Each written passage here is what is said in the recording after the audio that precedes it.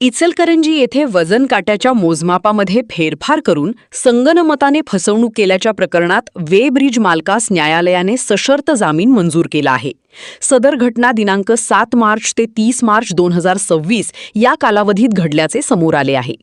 फिर्यादीच्या तक्रारीनुसार इचलकरंजी येथील स्टार वे ब्रिज येथे वजन काट्याच्या पावत्यांमध्ये जाणीवपूर्वक तफावत निर्माण करण्यात आली. प्रत्यक्षात 186 मेट्रिक टन लाकूड असताना ते 226 मेट्रिक टन असल्याचे दाखवून इतर आरोपींसोबत संगनमताने आर्थिक फसवणूक करण्यात आल्याचा आरोप आहे.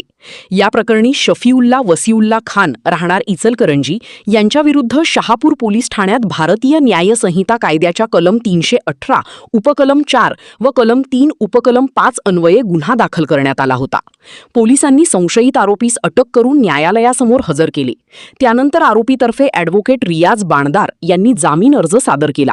सुनावणी दरम्यान बचाव पक्षाने आरोपीचा गुन्ह्यात थेट सहभाग नसल्याचा युक्तिवाद मांडला.